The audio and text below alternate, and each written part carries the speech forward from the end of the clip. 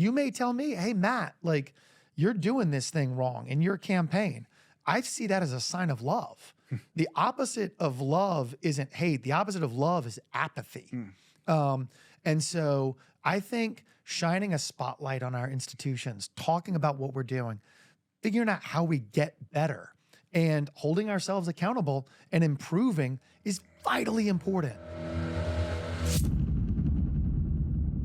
Matt Wiltshire, welcome to the podcast. How you doing? Thank you very much. It's great to be here. Really cool. Great setting. I guess folks don't get to see the overall set, but this is a really beautiful spot. Oh, thanks. You know, East Ivy, I don't know if you know the history of the property. I've been here a couple of times over the last decade or so for different events, maybe some before you owned it and some since you've had it, but a really cool spot. But you may have shared with your listeners already, but you want to walk through the history? Well, yeah. So, I mean, it was built in 1867. I put a lease option on this thing in 2012. Okay. And exercised my right in 2017, running the hospital group, et cetera. Amazing. And then after when COVID happened, the East Ivy LLC, everything was shut down. Right. And my contract was a little off when it came to the force majeure.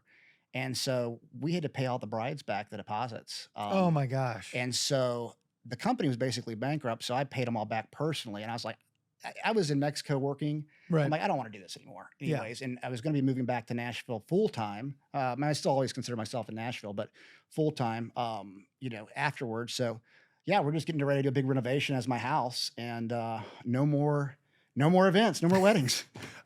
Only for your personal friends. Right, that's right. The select universe gets to come and check it out. Well, it's gorgeous. Oh, thank you. And a really exciting spot. Look, you can't beat the location either. No, so, I mean, very cool. We zoom around on our electric bikes. Yeah. You get really get to downtown really fast. So it's pretty cool. Cool stuff. So tell everybody, a lot of the media has been focused on like TV commercials and those type of things, what they do in campaigns. Right. But I think there's a whole other demographic in the podcast world and on social media. Yeah. And so, I couldn't find a whole lot, not just about you, but about a lot of the candidates where there's conversations, you get to know them, and you can kind of figure out what people are about. So I really appreciate you doing this. And, I want to hear, where are you from? Obviously Nashville, but tell us your story and what you're about. Well, thank you for this opportunity. You're right. It's been sort of a weird race, and there have not been a lot of opportunities to get to know folks.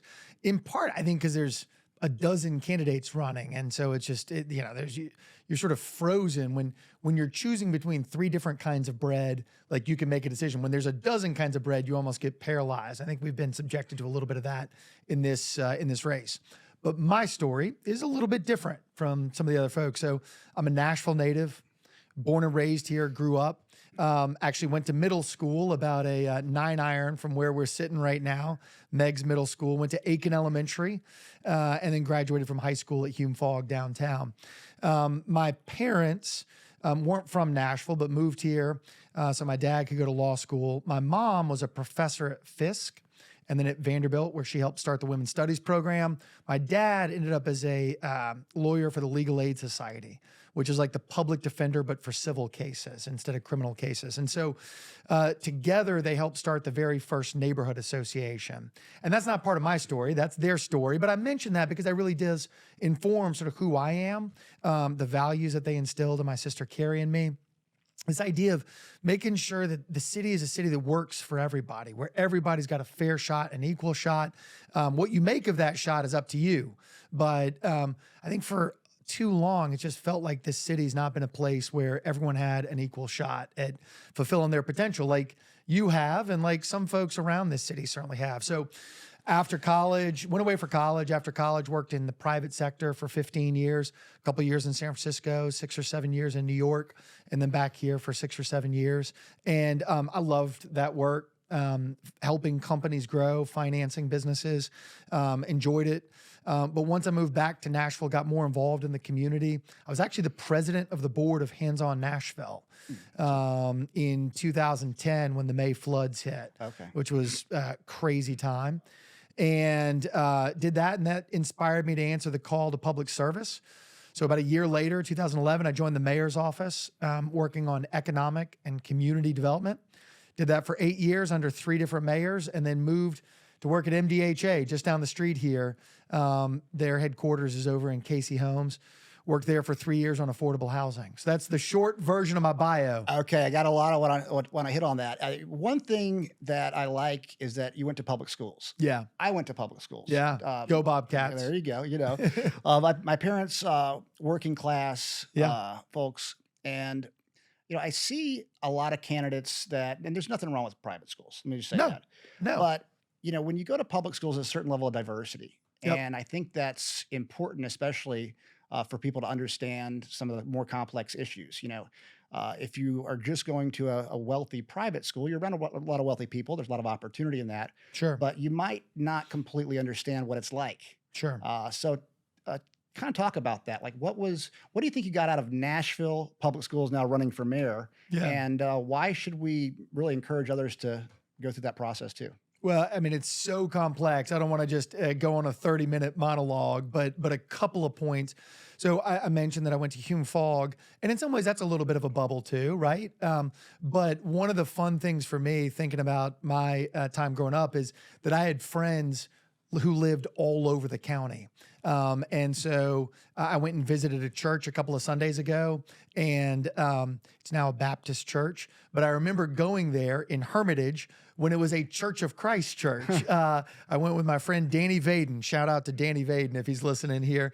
But it really is, I think you touched on it. Going to public school, there's just a diversity, geographic diversity sometimes, but socioeconomic. And but let me say this. I think it is absolutely important for every parent to make the right choice for their child. And so I don't begrudge anyone who chooses to send their kids to public school or to private school. Parents are making the best decisions they can for their kids. What I think we need to do as a city is make sure that every public school is a great public school, so that your parents, my parents, everybody's parents around the county, the parents who live in Casey Homes, or the parents who live in Belmead, the parents who live in Antioch or Donaldson, Madison, Joelton, believe that their local school is a great option for their kids. Now, kids are different. So my wife and I have 6 kids between us. We'll talk about that in a second, I'm sure. But each of those 6 kids is different. And so it may be that my local zone school is a great school, but the better fit for my school, for my kid, is a school across the county. And so I think it is important to have diversity and choice, but it starts with making sure every school is a great school. Yeah, I look at everybody moving to Nashville. And, when people move to Nashville in general now, they've got some money. Just in general, they've got some money. And that's been the trend. Yes. And my concern is, if they've got money, they might not think to put their kids in public schools. Yeah. And I think a city is only as good as their public schools, really, in the grand scheme of things. I am so blessed. I went to Overton. I didn't go to college. I have just a high school, public school, Davidson County education. Yeah. And I'm proud of what the schools taught me, all the things that I learned. And I worry that other people aren't going to have that opportunity. So how, and I agree with you. I'm not knocking any parents for sending their kids to private school. Sure. But how do we do that? When they come into the city, how do we encourage them to, give it a shot? Yeah. So you and Mookie Betts. I don't think Mookie Betts went to college. Just two random Overton grads who kind of found a way to make something of their lives. Right. That's pretty awesome. So look, here's the deal. I think part of it is marketing, and part of it is improving the product. And you got to do both, actually. And they are related to each other. So my oldest, I mentioned that my wife and I have 6 kids between us. Each of the 5 older kids has attended Metro Nashville Public Schools for at least part of their education. And we've gone to every kind of school: magnet school, private school, traditional zone school, charter school. We've done all the schools, Spanish immersion. But it is about finding the right fit for your kid. It's about making sure, again, that we're making the right investments in our schools. And then it's about marketing it. So my oldest son graduated from Hillsborough High School. And I would say the education that was available to him at Hillsborough is as good as any school in the entire city, public or private. But most parents don't know that, don't think that that's available to them. And so that's what I say about the marketing. Part of it is communicating to parents. And part of my job as mayor is going to be holding up our school system, shining a great spotlight on the good things that are happening, while also making genuine investments and improvements needed to make sure that the product and the marketing match each other. Yeah, I was reading a statistic that there were approximately 3,000 kids in metro public schools that are homeless. Yeah. Yeah, that's another part of it to tackle. Yeah. How do we tackle, we're trying to have the best possible schools and make them to where they're enticing to go to, but how do we deal with something like that? Yeah, no, it's a huge, and that really is the challenge. We're asking our teachers to do an almost impossible task. We're asking our schools to solve all of society's challenges, right? Kids coming into the schools are coming in experiencing poverty, in some cases, as you laid out, homelessness, truancy, domestic violence. There are 135 languages spoken in the homes of the kids who attend Metro Nashville Public Schools. 135 different languages. That is a beautiful thing. That is a great thing. That diversity, the welcomingness of our city. Talk about people moving here. Some are moving here with money. Some are moving here to chase their dreams. But the reality is we're asking our teachers to teach and also solve all of these other challenges. And we've now made our teachers the highest paid teachers in the entire state, which is good and right because Nashville's the most expensive city in the state. But we're not giving them enough resources and wraparound services. And we're saying to our teachers, yeah, teach AP chemistry, but also I want you to solve the hunger and homelessness that your kids are experiencing. That's impossible.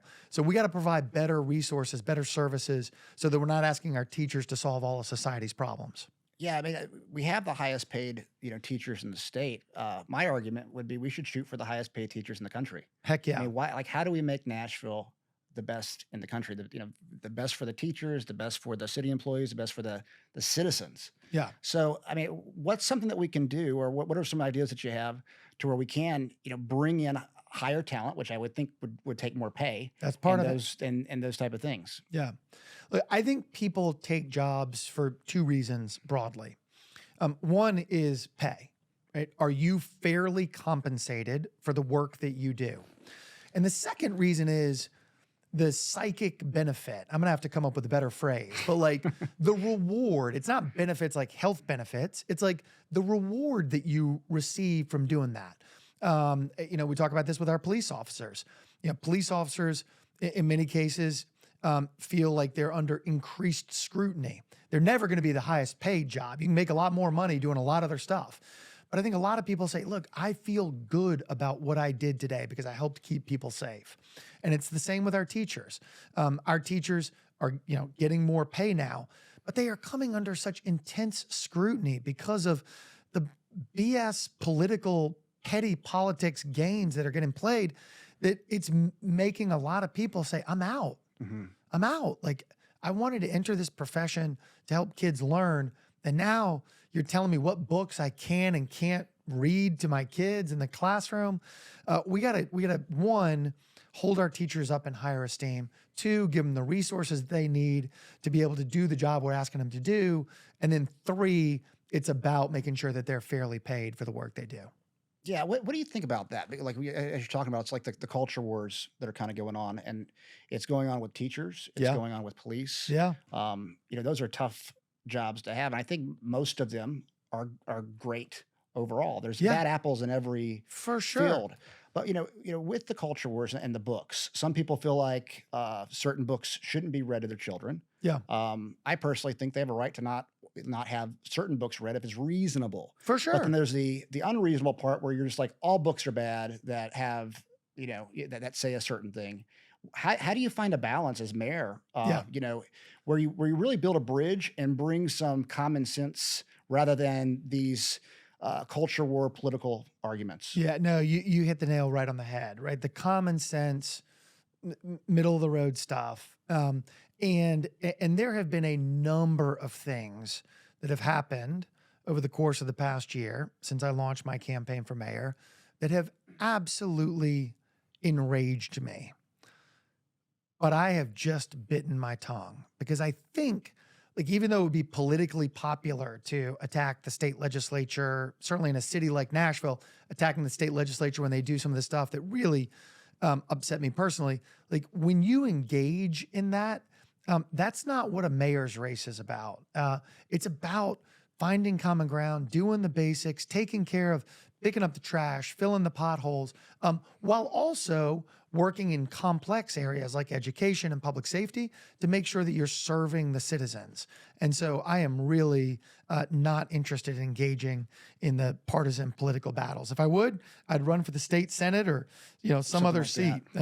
That's not what this is about. Well, and you said back to the basics. It's funny because that's what I always say to my entire team. That's Yeah. what I would say when I was coaching fighting. Back to the basics. Yeah. I was doing a video driving around Nashville talking about the potholes. Yeah. And I hit a giant pothole. It was so funny because the timing was Perfect. perfect. Yeah. Chef's kiss. How do you fix the potholes? Yeah. Part of it is this is just the basic management. I mean, it really is. Look, I don't worry about things that I can't do anything about, right? I don't worry about the fact that I'm not 6'6" and, hit 40% from three. If I did, I'd be in the NBA. Probably not at 49 years old, but I might have been. But I don't worry about that because there's nothing you can do about that. But something like potholes and trash pickup, those are things that are within our control. It's just basic management. And so it's about making sure that we're putting the appropriate management oversight, planning ahead so that we're prepared to be able to do basic city services.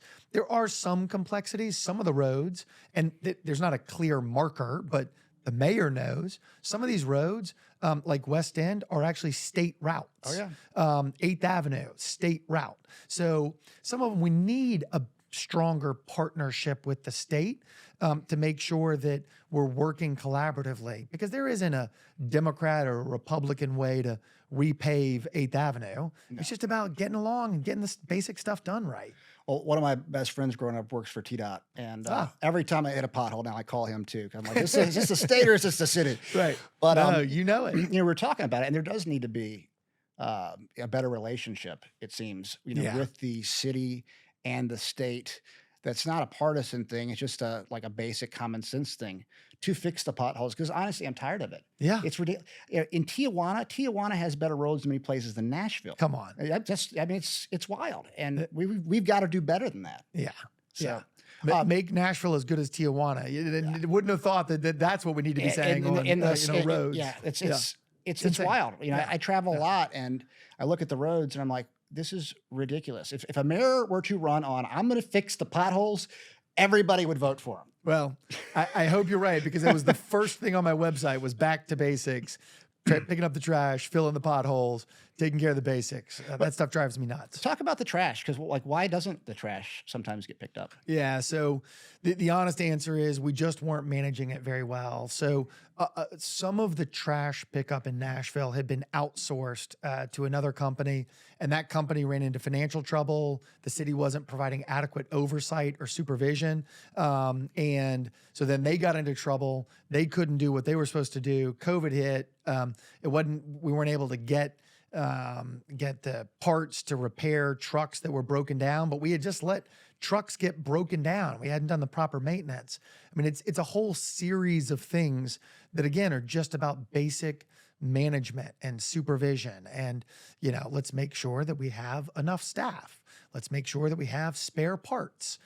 Really, like, basic stuff that's kind of mind-numbing. And look, even as mayor, I'm not going to be doing that, but I am responsible for it. And it's my job to make sure that the team that we've got in place supervising it is up to the task. And we're doing a better job now. Some of the folks who are working on that now, want to compliment them and shout them out. But there was a stretch there where it was just a mess.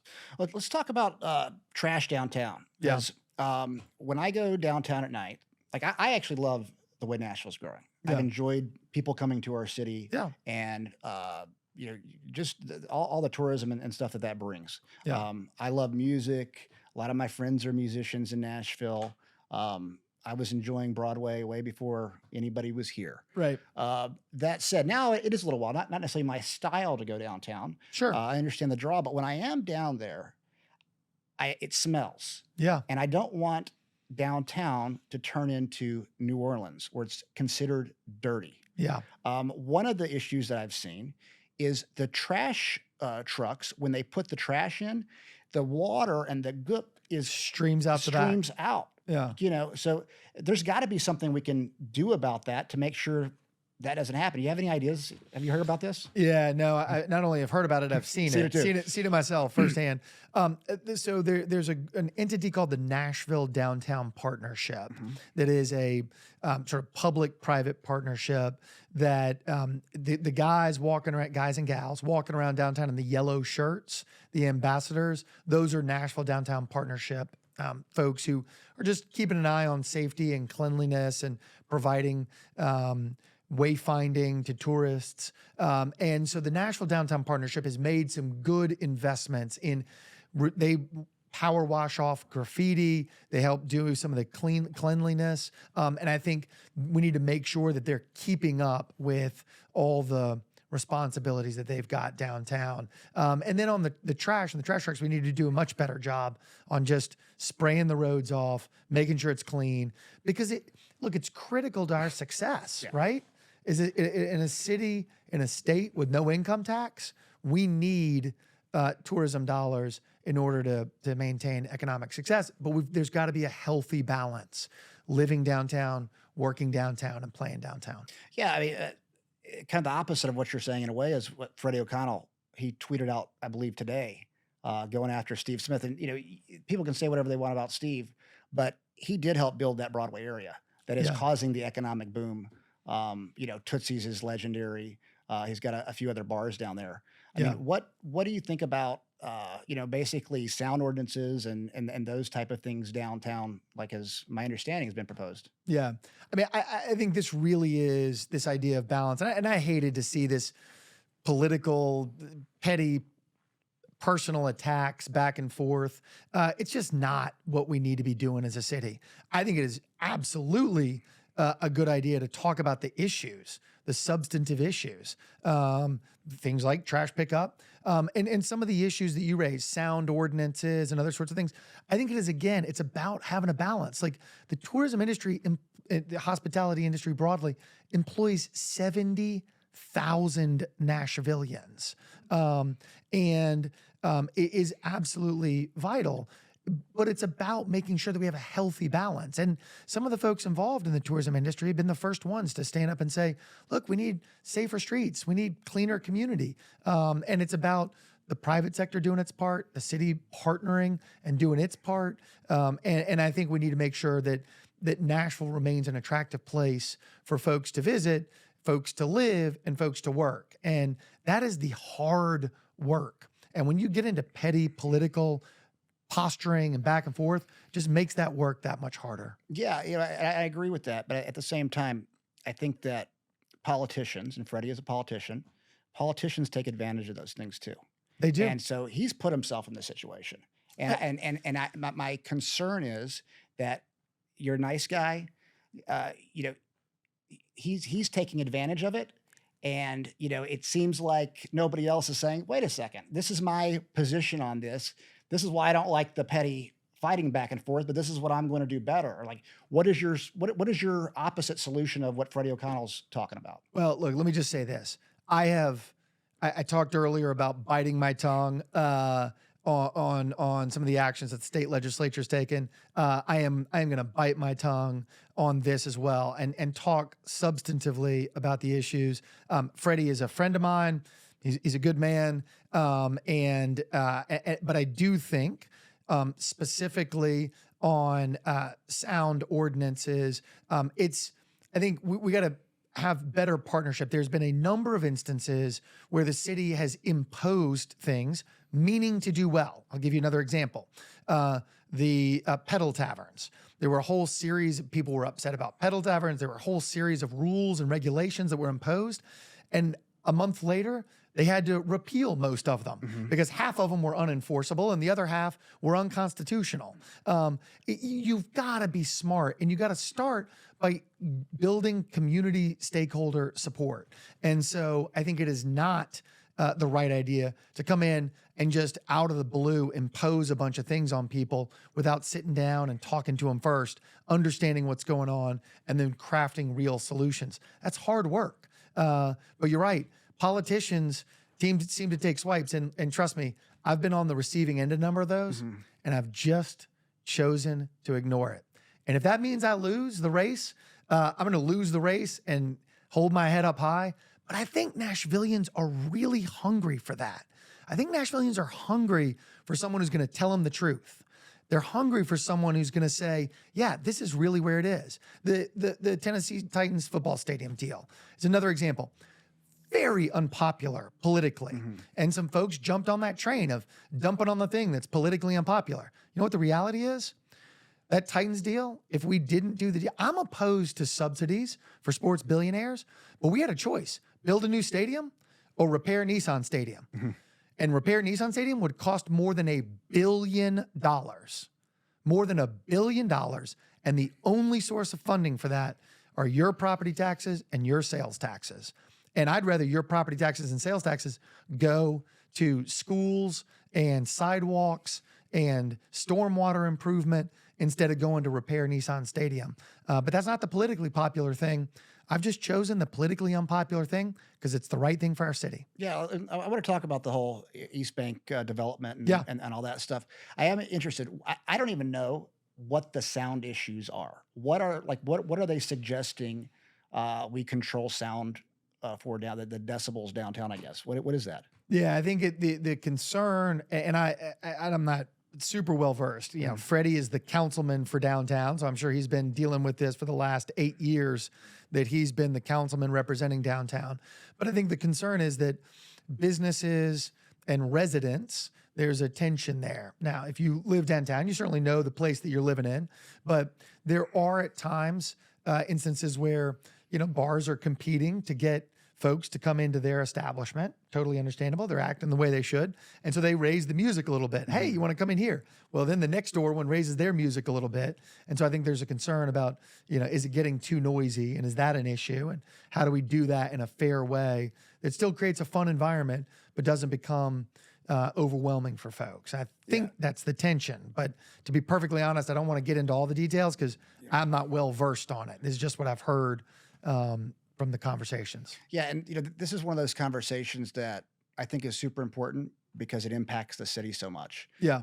And so, you know, when I hear that they want to, you know, change what the decibels are in the city, I don't really know what it means. I try to read about it. Yeah. Freddie's the expert. So, you know, but if this guy gets elected for mayor, and maybe he'd be a great mayor.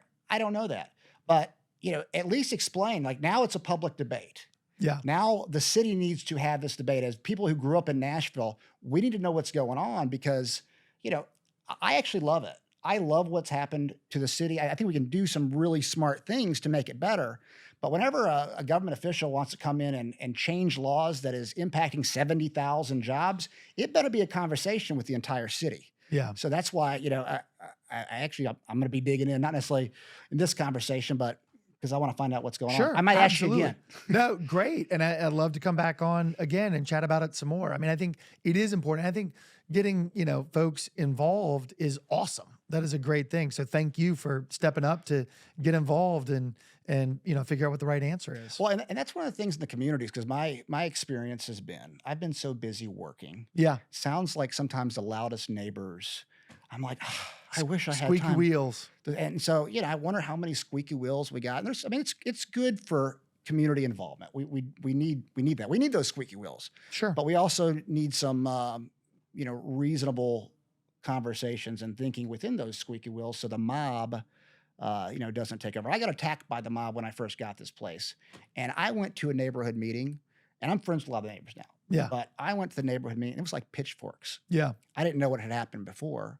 But, you know, and so a lot of times when that hostility comes out, it makes people not want to face it. Invest, Yeah, right? exactly. They scared off. Folks warned me before I jumped in the mayor's race, man, you got no idea what you're getting yourself into. I haven't run for office before. I've been around it, as I mentioned, worked in the mayor's office, but I haven't been a candidate before. So it's been an eye-opening experience for me. But I'll give you another example of the community engagement process. So James A. Casey Homes, about three blocks away from where we are right now, there's something called the Envision Plan to transform Casey. It looks like you know some about that. The Envision Plan looks to redevelop areas of concentrated poverty into thriving mixed income, mixed use neighborhoods, improves the quality of life for the residents, for the surrounding neighbors. But when that was first proposed, a lot of the residents at Casey were the ones who were most concerned and expressed a lot of resistance. They were angry and they were afraid they were going to get displaced, pushed out of their communities. And those community stakeholder meetings, I think, were really important to building trust. And now they're angry again, but they're angry because it's not happening fast enough. Yeah, I mean, they're the ones who are saying, hey, we want more of this because it's so great for us. Well, what has happened with that? Like, as far as where are we at? Because we were supposed to be much further along. We were. And what's going on with the Envision Casey project? So that I mentioned that I moved to MDHA when I left the mayor's office in 2019. It was in part to work on this affordable housing plan that I had helped roll out. And a piece of that was Envision Casey. Unfortunately, later in 2019, that plan was put on the shelf by the new mayor. Now, to his credit, several years later, he began reinvesting in that idea. But it was just not a priority early in his administration. And so there was some time lost. But I think there's a development going up right now. Cherry Oak Apartments right next door to MDHA's headquarters that I worked on while I was at MDHA and actually got Amazon to invest $7 million in. Oh, nice. So we actually brought in private capital when the public capital dried up. We brought in private capital to help accelerate the pace of development there. There's a lot more work we need to do, but there's a great opportunity. Well, so if you're mayor, what would you see? Like, what best case scenario? What would be your timeline to get that whole project done? By the time I leave office. And what talk 8 about years. Yeah, I mean, so first term, 4 years, reelected 4 years later. The part of I mentioned that one of the principles is not displacing anyone. So the easiest thing to do would be to give everybody who lives there today a voucher, tell them to go find a place somewhere else, and then just bulldoze everything. But that's not the right way to redevelop. The city has tried that at other times in the past. And I think what happens is you end up tearing the social fabric of the networks, the people who live there. And so the redevelopment is sequenced where, you build a building, then some folks move into it, and then you can tear down the building that they were in. And then you can build a new building there, and then some folks move into it. And so you got to do it in a sequential basis. And that's one of the things that adds to the time. Yeah, I mean, because that is the complaint that when those developments happen, they get displaced, they don't, move back in. And I think, especially for the families that have been here for a long time, the opportunity that comes along with, going back into a new development, just like we were talking about going to public schools, That's where right. you have a lot of diversity. I think that's super important. East Bank, they've been talking about that project for a while. I know Mayor Cooper really wanted to get that done, from my understanding. What would be your plan with East Bank? So we talked about timelines. You were asking the timeline on Casey. I mean, I think one of the things that I just haven't heard much discussion of in the public domain that I want your listeners to understand, and they may already know this, is things like this take a long time. I mean, not just because the government's involved. Like, we're talking about redeveloping 100 acres in the core of downtown. And so just to manage folks' expectations, Titan Stadium is a piece of that. But what may go over the rest of that footprint, I think they're going to be evolving market dynamics, evolving conditions. So a few things. One is, I think having an arts district would be really important and really attractive. So TPAC, as you probably know, is being kicked out of the space that they're in today. It's got hundreds of millions of dollars of deferred maintenance in that building. So TPAC is being displaced. The state has stepped up with some funding and promised additional funding if TPAC can match that with some private fundraising to build a new TPAC on the East Bank. I think making sure that there's other opportunities for artists to have workspace, places they can afford to live in that footprint. So my hope for the East Bank is that it would include a lot of affordable housing. And when I say affordable housing, I mean a variety of price points. And would be an arts district, a place, like that's what makes Nashville special and different, right? The city you and I grew up in, what makes us truly different. We don't have beaches. We don't have a mountain, right? What makes Nashville different, our beaches are our artists, our music artists, our visual artists.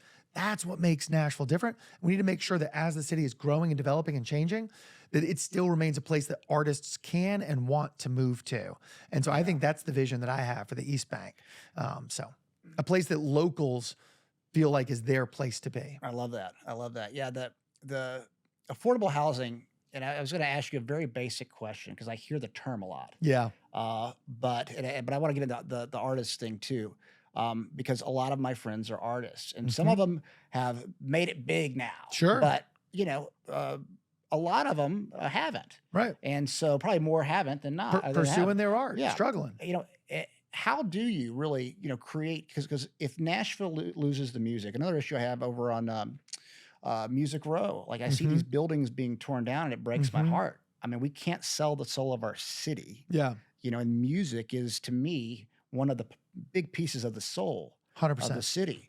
So how do you, create a city that artists coming in from other parts of the world, can live in? Might not have a lot of money. I mean, my parents couldn't afford to live in Nashville when I was growing up. Right. How do we create something that they really can? Yeah. So you opened up with the affordable housing. Let me just to set the table. When I say affordable housing, I mean housing where you're spending 30% of your income or less on housing. So if you make $60,000 a year, you're spending $20,000 a year or less on housing. That to me, and that's sort of the definition, is affordable to you. So, okay, if that's the criteria, then affordable housing means something very different to a struggling artist, someone who's homeless versus someone who's working a middle-class job versus a lawyer.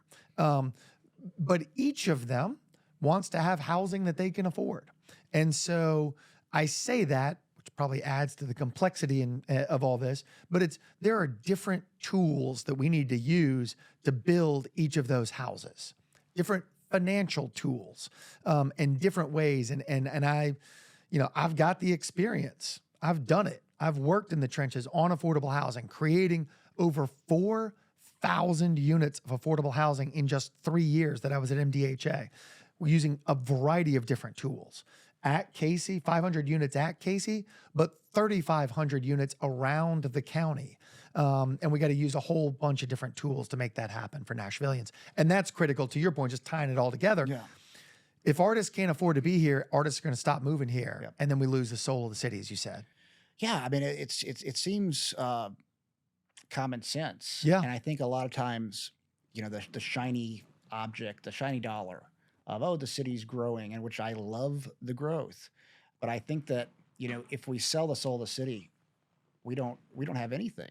And it's not going to be a place that our kids want to move back to or our parents can afford to stay in. Right. Yeah.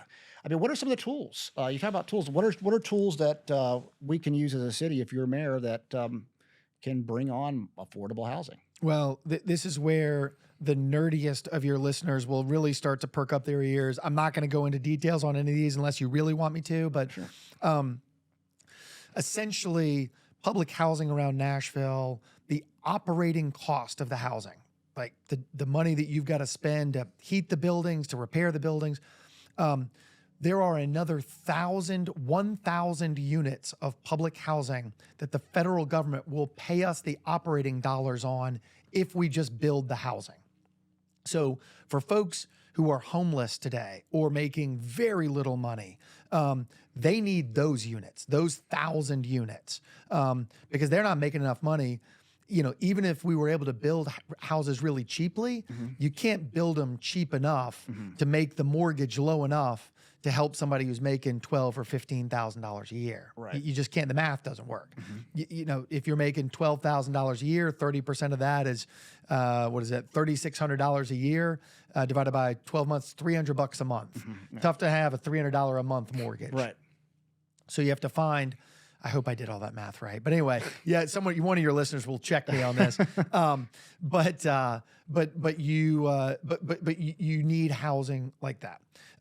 There's something called low-income housing tax credits. Many of the 3,500 units that I talked about that were built around the county were built utilizing low-income housing tax credits.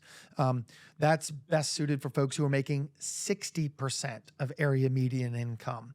So folks who are, making a little bit less than average, 60% of the average, but are making, decent money. There are tools for that. For folks who are making the average, folks who are making a little bit more than the average for our community, it's about streamlining the regulatory process. We've made it too damn hard to build stuff in Nashville. And Metro government is sitting on some land that we aren't utilizing to its highest and best use. And so unlocking some of those parcels of land where we ought to be building housing, each of those kinds of tools, those are 3 or 4 of the tools, but there's probably 3 or 4 others that I didn't even mention here. Yeah, I'm glad you brought that up because the regulations for building, codes, it doesn't get talked about a lot in the city, but No. it's so important. Yes. And I guess Bill Herbert was there. Yeah. He Man, look left- at you shouting out head of the codes department. Well, That is impressive. I could go through Byron Hall's head right now. Yeah. But you look at their job was so dang hard. Yeah. And it still is. Yeah. It's like, and I don't feel like it's being talked about. You go down there now, and it's not the fault of the heads of those departments. They need more people. They need more Are you people. going to try to get more people in there for them? Absolutely.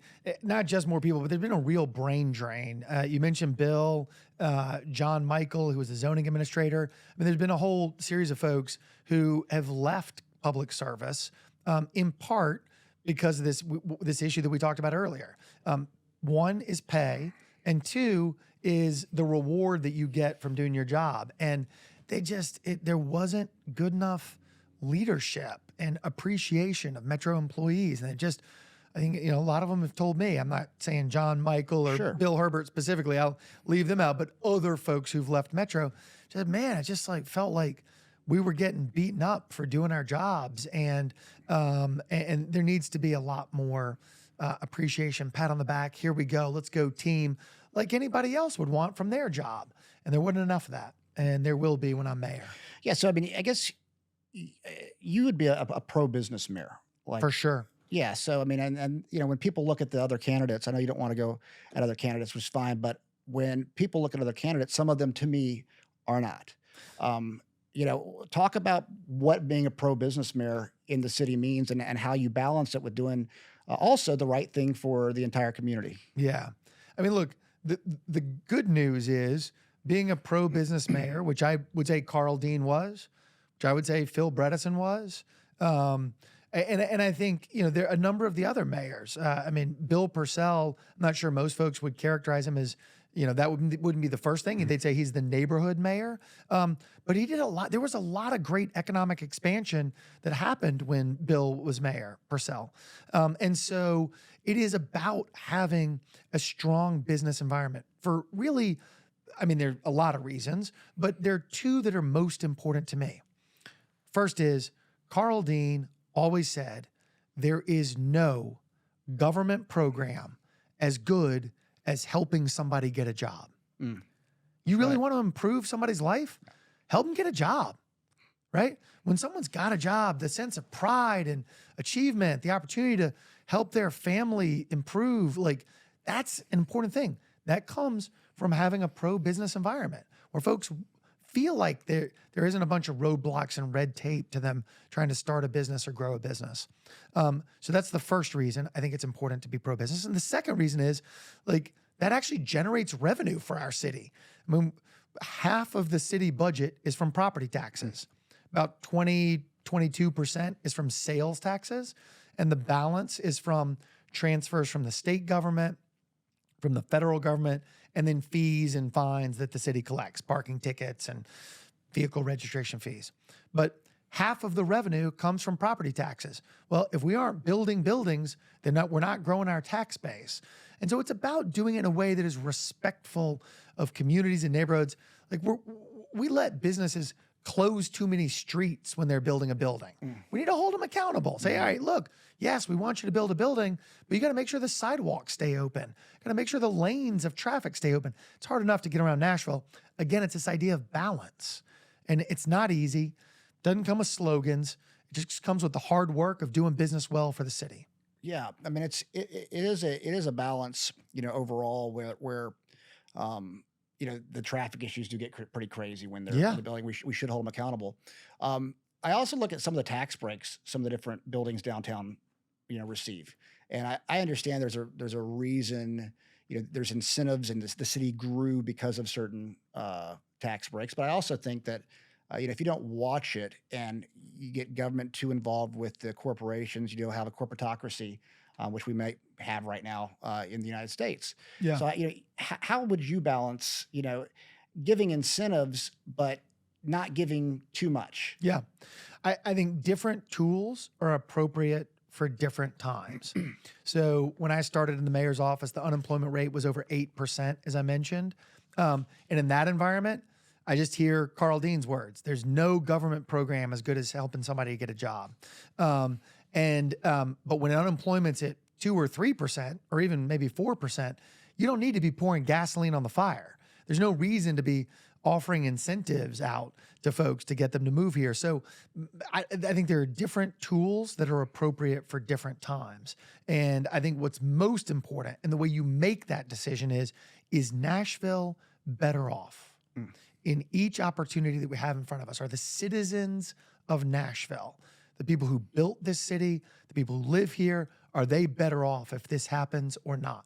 And so, I think there were some incentives that have had a massive ROI for our city.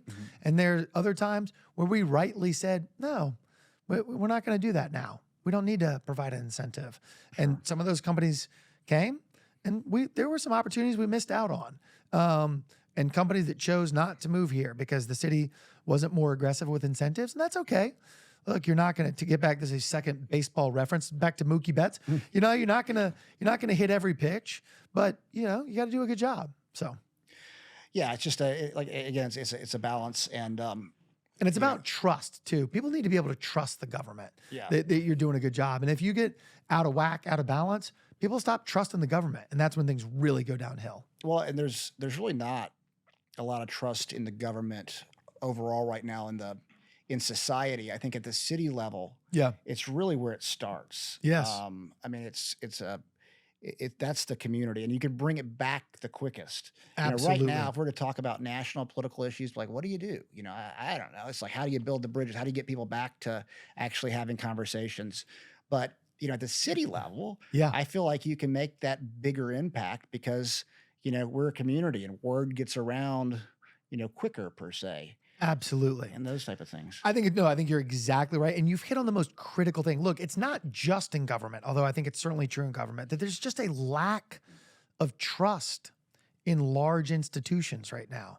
I mean, the church, the media, big business. I mean, I think Americans broadly don't trust organizations. So what do we do about that? Do we just let it go and that's just the way it is now? Or are there things that we can do? And what I think, and what I will do as mayor, is shine a real big spotlight on what we're doing. So I received the endorsement of the Fraternal Order of Police, received the endorsement from the police department. I will tell you, I was a little bit surprised because in my interview with the police, I argued strongly, maybe even got a bit debating with them about the Community Oversight Board. I think the Community Oversight Board is a great thing for the police department. Now, look, the Community Oversight Board needs to be held to high standards. It should involve people who are well informed about the issues, and they need to, do their work, just like we need to hold the police accountable. They need to be held accountable. But I think shining a spotlight on what we're doing and being open and transparent and taking criticism. Like, you may tell me, hey, Matt, like, you're doing this thing wrong in your campaign. I see that as a sign of love. That's not the opposite of love isn't hate. The opposite of love is apathy. And so I think shining a spotlight on our institutions, talking about what we're doing, figuring out how we get better, and holding ourselves accountable and improving is vitally important. And I think that's how we rebuild public trust. And I think you're exactly right that it starts at the local level. Yeah, absolutely. You hit on the police, and the Metro Police, Davidson County Police. I mean, I think we might have one of the best police forces in the country. Yeah. I mean, they have. I know a lot of the cops. I train a lot of the cops. I know, I'll hear when they get into scuffles and what they're thinking. And, now, I guess, take it back 2006, I was a very big proponent of police wearing cameras. And my point to it was that, we don't see what goes on in the hood when they're, getting in fights, and sometimes they could take it too far. And I think that they should be held accountable to that. Now, the opposite of that is something that's happened as well, where you see all the crap they go through. Yeah, And, 99% of the time they are in the right. absolutely. And I think that's another thing where there should be a balance, because we've taken one idea to where we protect the community through cameras and making sure that our police are held accountable. But then it goes the other way where 100%. we see it's being held against them, and we've got to create some type of reasonable balance in between those two things. What are your thoughts on that? Well, look, let's take a step back for a second, and let's all, you, me, and your listeners, our listeners, think about what we ask our police to do. We are asking folks, human beings, brothers and sisters to us, to run in on an unpredictable schedule. They don't know when they're going to get called into an emergency. Could be 10 times in a day, and could be not for 2 or 3 days. But they're called in on an unpredictable schedule into a quickly moving situation with imperfect information, and they are asked to make what are sometimes life and death decisions. I mean, that's astounding. Like, my job feels busy sometime, but it ain't that. Right. It ain't being called in on an unpredictable basis into an uncertain situation with imperfect information and make life-changing decisions. And they do that every day.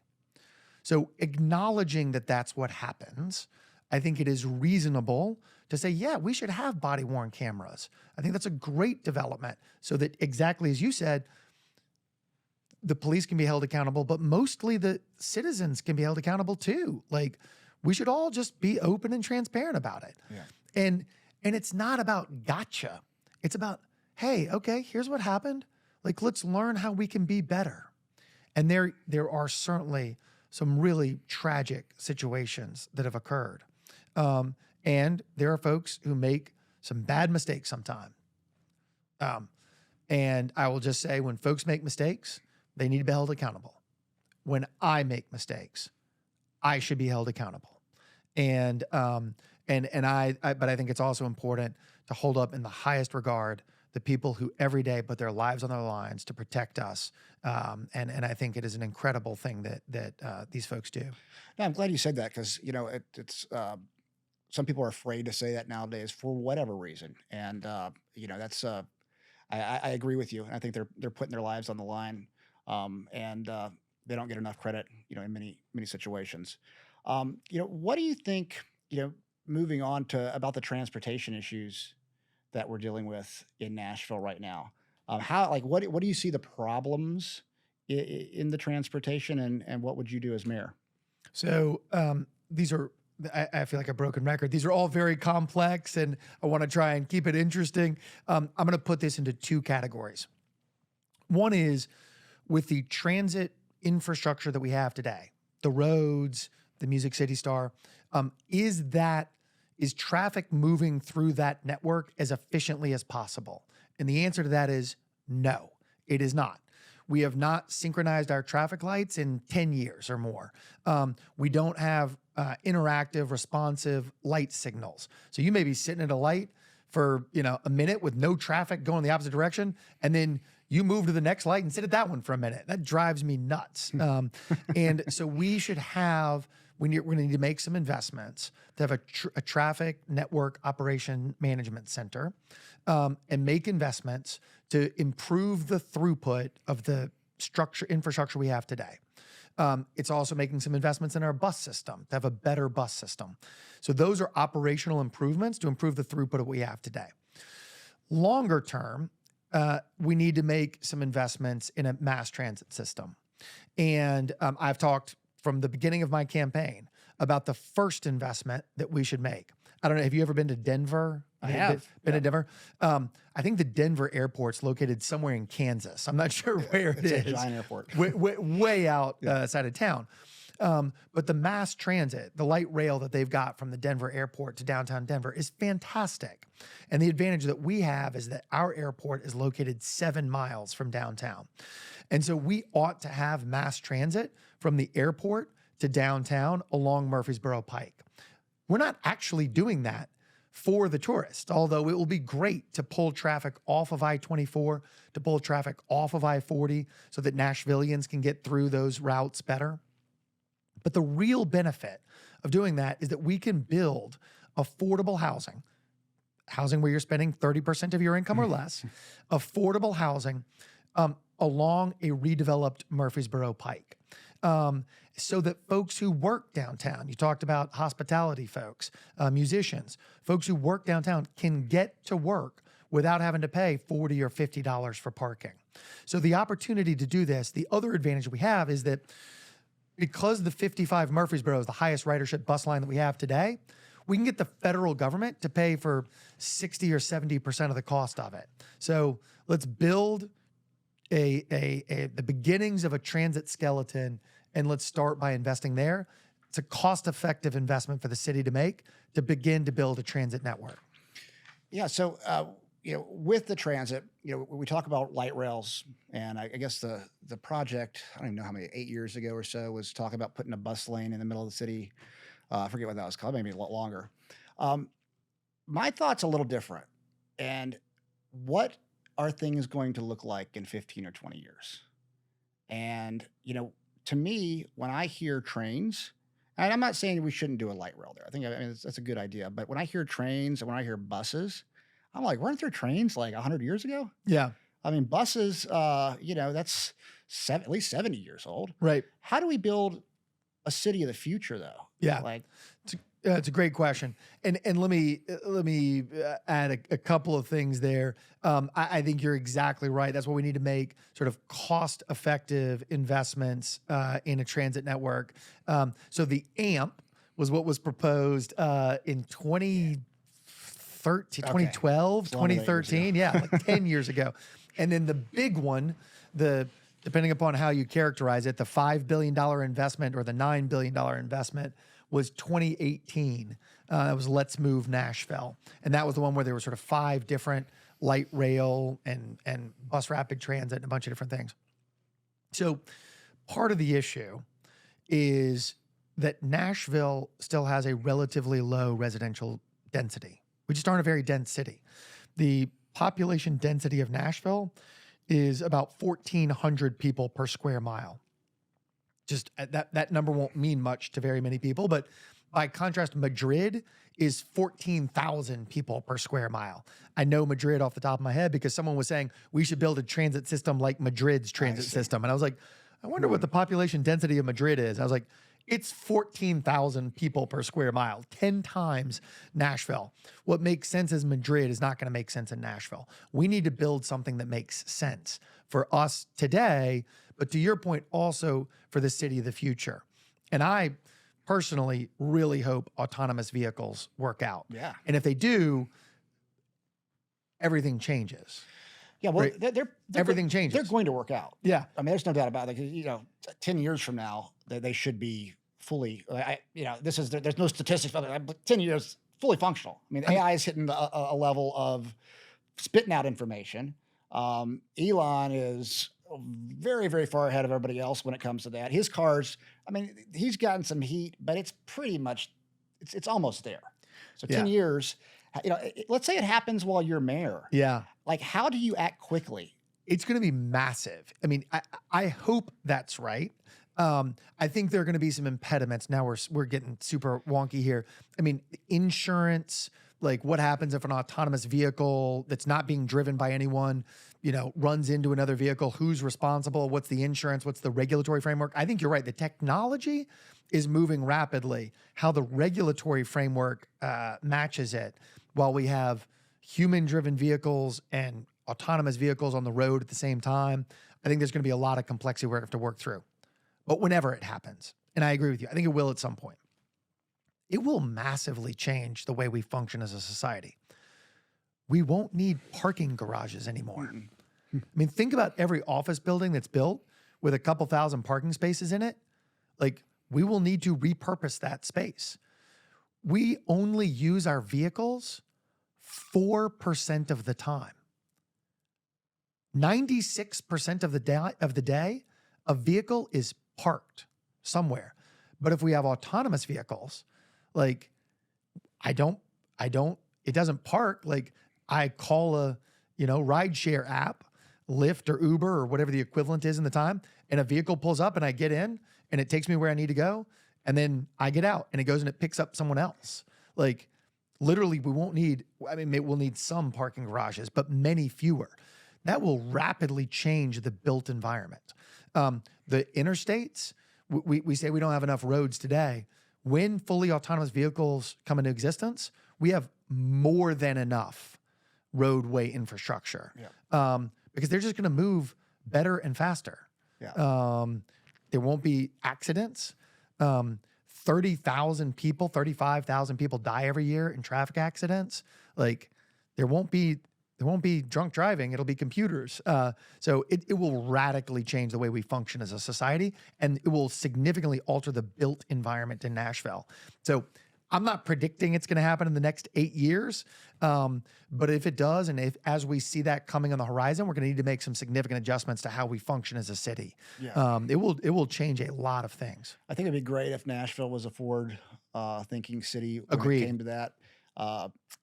AI is another one. I mean, there's AI with the autonomous driving, but the AI like ChatGPT right now is getting pretty popular. We Yep. use it in science a lot, obviously. Although, what's fun, I think autonomous cars will be here before AI really making good medical decisions, because the data for the medical decisions isn't that good. And that's a whole other subject. But Yeah, one something about with your own personal experience. yeah, data is everything, and a lot of hospitals have different data. And you can't actually. There's no way the AI can differentiate. But AI is coming, at a extremely fast pace. Whoever is the next mayor, if they're mayor for 8 years, will be facing an AI revolution. Yeah. That, like, I would bet. You feel everything- confident about. Oh yeah. Yeah. Oh yeah. It's coming. Yeah. And, the thought process is something that we can't, even understand. I think that, conversations that I would hope the next mayor would lead in a way where he could have the conversation about what it means to the world, Yeah. because we will be in revolutionary times. Yeah. Truly. Yeah. And there's going to be some tough questions Yes. that I don't think any mayor can just know. We got to listen to a lot of different Experts. people. Yeah, Yeah. a lot of different people. Well, look, you mentioned, just to tie this thread back, you mentioned the codes department, right? That's one example. Today, we can't get building permits approved because we don't have plan approval, but that's something that's like, ought to be pretty easy to automate. Yep. Right? Wait times could go from 2 months to 2 seconds. Like, oh yes, you meet the requirements, stamp. Like, that process is one within that's been a function of government that could be rapidly automated theoretically. Yeah. So yeah, no, it will absolutely impact the next mayor. And I think we need, look, when I was in the mayor's office of economic and community development, I actually helped put together a grant proposal and an application really to Google to have Nashville be one of the sites where they were testing autonomous vehicles. Nice. And unfortunately, we didn't win that. But we need to be much more aggressive about staying on the cutting edge of these things, because you're either innovating or you're getting left behind. Yeah, and Nashville has this potential right now. We've seen it explode just the last 7 years, 8 years, 10 years. But we could be on the forefront, and I want more candidates. I haven't been super inspired by this mayoral race. I want to be. Sure. And I want candidates to, realize where we're at. This is in the next 8 years. Yeah. It's going to be, it's going to be revolutionary. Yeah. And, I look at, for instance, one of the questions I ask myself, like, would I have supported Cooper, who I did support last mayoral race, if I knew the kind of mayor he would be during COVID? Mm-hmm. And the answer to that is no. Mm-hmm. And there's reasons for that, whatever. But, voting for this next mayor, Mm-hmm. people need to be asking those questions. That's what I'm looking at. I'm like, will this person be good for the future that they probably don't even know? You do. I mean, you seem to know about it, but I don't know if everybody knows about what's coming. Yeah. Well, look, you're exactly right to be asking the questions the way you are, because let's think about the last few mayors, right? Certainly Mayor Cooper, when we were having the election in 2019, no one thought about COVID, No. right? And certainly then the bombing and the derecho. I mean, and for Mayor Dean, when he was running in 2007, it was before the Great Recession. No one had thought about the May 2010 floods. The most significant things that mayors face, and it's probably true for governors and president and others as well, CEOs of companies, that are things that you don't know when you're going into it. Yeah. And so I think asking the question, which you're doing in a few different ways, in a few different subjects, you care about what my position is on education. You care about what my position is on public safety. You care about what my position is on affordable housing. And I think I'm good on all those. But what you really should care about is this person prepared to deal? And would she or he approach a situation that is unforeseen today in a way that I would feel comfortable with their leadership? And, look, each of the candidates running, I hope, is going to make the case in their own way. I am someone who believes in team building, innovation, not being the smartest person in the room. If I'm the smartest person in the room, I'm in the wrong damn room. I need to go get in a different room.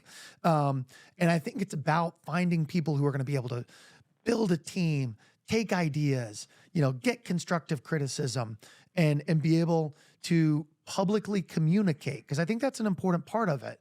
Effectively communicate the things that you're doing and why you're doing them, and motivate folks. And I think I can do that. But that's what you and the other voters will have to decide. No, that's good. And what I like about what you're saying is, realizing that none of us are the smartest person in a room, I guess, except that one person on maybe one subject. But you know what I'm saying? Ken Jennings from Jeopardy or whatever. There we go. But we look at the impoverished communities and the messaging right now, and I think you have a positive message, but how we talk to people, I think, is important. And there's we use words like marginalized and oppressed. You look at the word marginalized. Mm-hmm. Marginalized basically means hopeless or no power. Mm-hmm. And I wonder if the words that we're telling people, because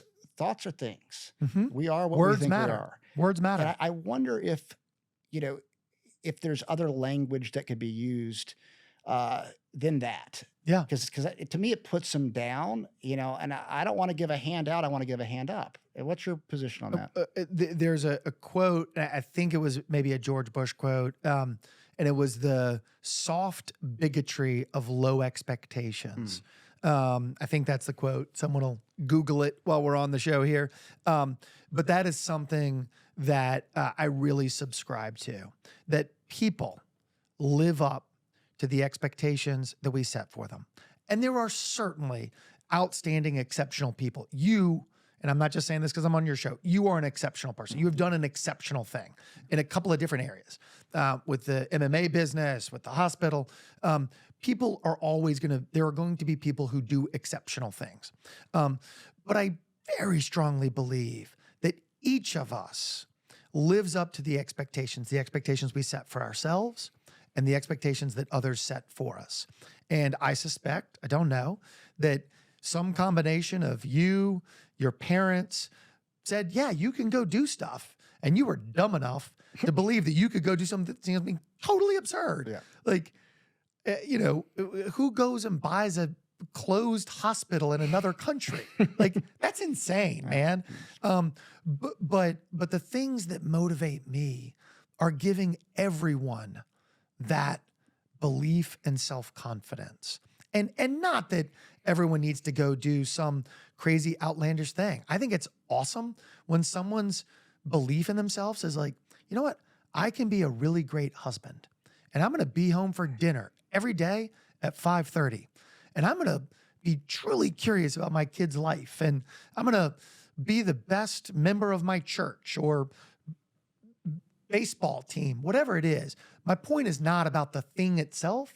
My point is about believing in people and creating systems and structures that say to people, we believe in you. And that, for me, and I think it's true for what you were talking about, that's what's important about public education. Mm-hmm. That's what's important. Because today, here's the data. The tuition at elite private schools is $32,000 a year. And the per capita spending for kids in Metro Nashville public schools, even after we have raised teacher pay significantly, we are spending $16,000 per year for each kid in Metro Nashville public schools. And we discussed earlier the challenges the kids are bringing into the classroom. And I'm not saying we should double the school's budget. I don't think there's an appetite for that right now. And I'm not even saying it's the right thing to do. But I am saying as a society, we're saying, hey, you kids over here, you're worth $32,000 a year. And hey, you kids over here, you're worth $16,000 a year. And words matter. Mm-hmm. Budgets matter. Expectations matter. And the expectation I set is that Metro Nashville can have the best performing public education system in the entire country. I love it. And we'll do it by the time I'm out of office. No, that's awesome. I mean, I'm very much supportive of that. I think the public schools, as you've heard, I'm grateful. I'm grateful for my teachers. I'm grateful for my coaches and Coach Gabriel. You were wrestling? Oh yeah, with 3-state champion. Ralph Gabriel? Yeah. Ralph Gabriel was my wrestling coach at Meg's. At Meg's, there you go. In middle school. Yeah, Coach Gabe. Listen, that dude is an amazing human being. He is. He one of my biggest inspirations, even this day. And I've got to work with some great coaches. Yeah, I still think Gabe was the best. I mean, we won 3 state championships at Overton. We thought we could do anything. Come on. I mean, it was, and that was Gabe. We believed in Gabe. That was he believed in you. He did. He believed in us. Every kid deserves that. Yeah. Now that's really cool. That is so funny. By the way, I was a terrible wrestler. I was this height and 112 pounds, okay. 6 foot, whatever I am, 6'1", 6'2". I basically my strategy was sprawl. Right. That was it. So I was a terrible wrestler, but he was a great coach. No, absolutely. We have so many stories with Gabe. We were wrestling at the Reno Tournament of Champions, and we couldn't. It was snow everywhere, and so we couldn't get a flight out. And I forget what airport we flew into. Gabe put chains on the tires to get us, up the mountain. I remember sleeping. We were exhausted, but he got us there. And those are the stories of Davidson County Metro teachers that people need to hear more about. People Absolutely. like him, there's just so many teachers, that I had that were awesome. And now they get harassed in many ways, but just like anything, there's a couple bad, but most of them are awesome. Awesome. Yeah. Well, and I'll give just one more. This is turning into the Ralph Gabriel appreciation show. What I remember that he was one of the best teachers I had. He was my 7th grade science teacher. So I'd come from Aiken. I'm a new student at Meg's, and we walk into biology class, and there are 4 chalkboards full of notes. And he taught 4 chalkboards of notes. The first day, the second day, it was 4 new chalkboards worth of notes. Wow. And it was like, I mean, I don't actually remember exactly what happened, but my memory is like, whoa, this dude is expecting us. Like, this is like college level stuff. It wasn't college level stuff. I was in 7th grade, but it was just a different expectation, man. It was different. So yeah, we should have that. Yeah, absolutely. Well, I guess, in closing, we've been going for about an hour and a half now. Oh my gosh. I think that's Holy about right. smokes. Summer, I think we started around 1 or 2:15-ish. All right. In closing, what would you say to the people of Nashville about why they should vote for you and the impact that you would have as mayor? Yeah. Well, thank you for this opportunity to come on your show. Thank you for this opportunity to talk to folks. Here's what I would say. Like, I think this city is capable of unbelievable things. And I'd rather be Nashville than any other city. I mean, we talk a lot about the challenges that our city's facing, but what city would you rather be? Who would you trade for? Would you rather be Detroit? Would you rather be Cleveland? Would you rather be Charlotte? Would you rather be Austin? Even, other successful cities? No, I'd rather be Nashville than any of those cities. So I think the potential and opportunity in Nashville is limitless. There are real challenges that we are facing as a city. I think I've got a proven track record of taking on big challenges. When unemployment was 8, we added 42,000 jobs and brought unemployment down to 2.0%. It was the lowest of any city in the entire country. When I worked on affordable housing, we built over 4,000 units in 3 years. So I've got a track record of taking on big challenges, and I think I'm prepared to do that for the city that we're in today. But I'm asking for your help because nobody does this alone. And I believe that you and me together with all the ideas that we have in the city and the opportunities, the resources can make Nashville an even better city than it is today. And the future will be so bright for all of us. And I'm excited to have this conversation this year, next year, 8 years from now about the incredible things that we're going to do as a city. So thank you. All right. Well, Matt, thanks for coming on, and I look forward to seeing what happens August 3rd. Let's go. I'm asking for your vote. We can make this happen together. All right. Thank you. Thank you.